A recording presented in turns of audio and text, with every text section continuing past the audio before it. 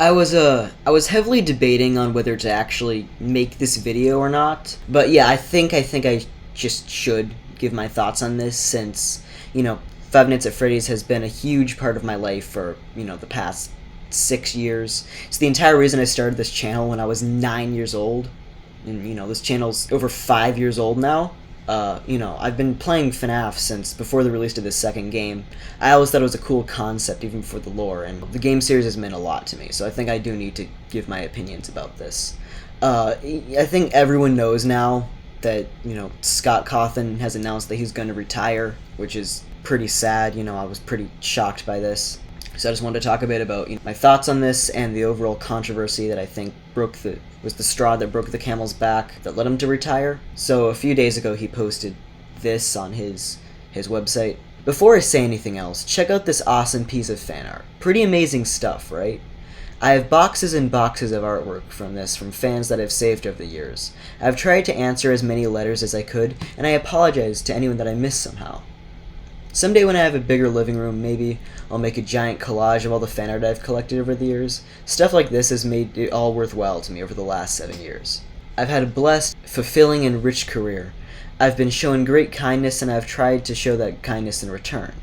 I've made some good games, let the debate ensue, and I've witnessed the creation of possibly the most creative and talented fan base on the planet. But here on the 7th anniversary of the first game's trailer, I realized that I was in my mid-30s when I created the series, and now I'm approaching my mid-40s.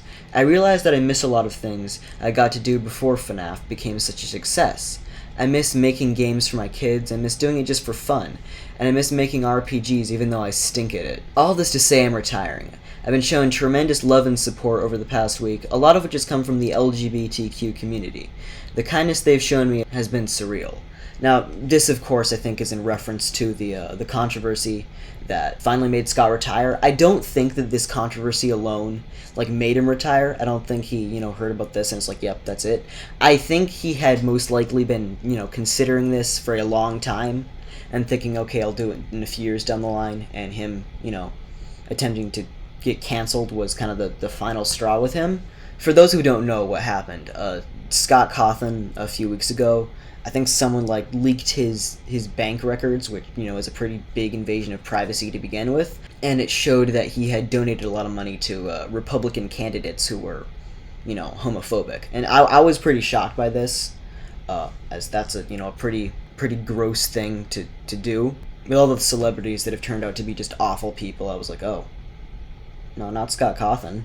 But he did write a response, and it seems a lot of people just kind of jumped to conclusions, as Scott Cawthon said he donated to these political candidates for completely different reasons that had nothing to do with, someone's sexuality.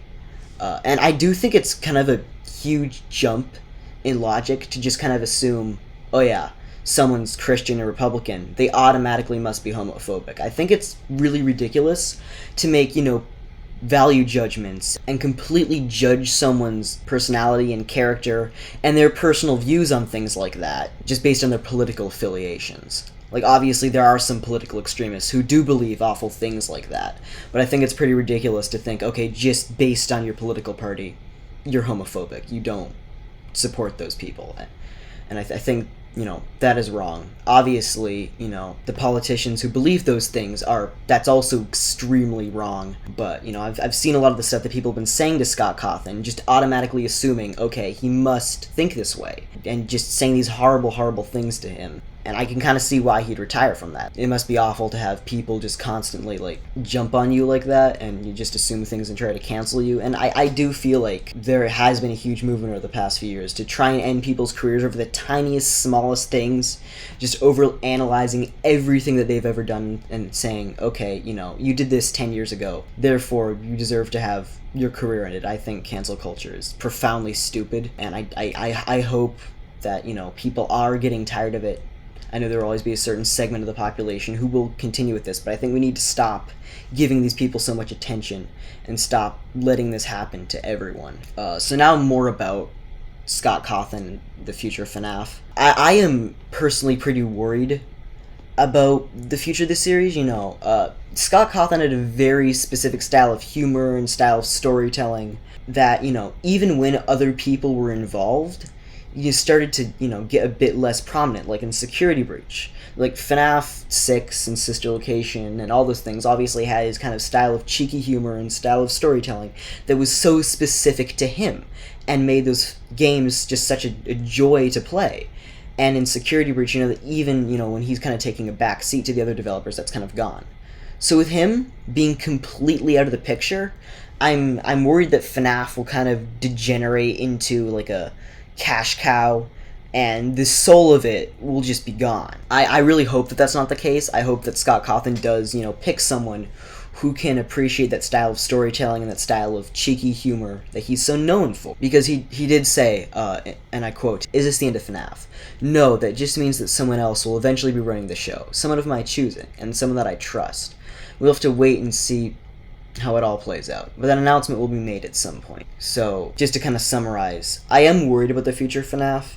I don't know if continuing FNAF beyond Scott Cawthon is the right decision. And I think that it's pretty stupid for the entire FNAF fanbase to jump to conclusions and immediately label him as a bigot when there really wasn't that much evidence for that. Obviously, homophobia is a horrible, horrible thing. It just kind of seems like we just jump to conclusions without really having, any concrete proof of his actual views, especially when he released a statement specifically saying the exact opposite. So then Scott Cawthon goes on to finally talk about, what he's going to do after FNAF. "I have 6 kids now, although one of them is currently the size of a blueberry. I love them dearly, and they are my whole world and universe. I want to focus my attention on them, focus on protecting them, and spend my time making things for them.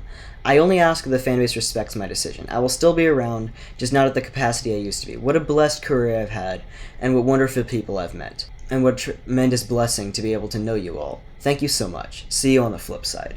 I do hope that Scott Cawthon, can go on to make other games someday. I hope he's not retiring from game development, because it definitely does seem like that is his passion. And I do honestly like a lot of his other games, like stuff like The Desolate Hope. I think is a really, really cool concept. And I know a lot of people hate his other games and stuff, but I think a lot of them were fun to play, and I think this storytelling definitely there. So yeah, those are my thoughts on the situation. You can disagree with me or agree with me. Feel free to leave your own thoughts in the comments. Yeah, I'm not exactly too sure what to say at this point.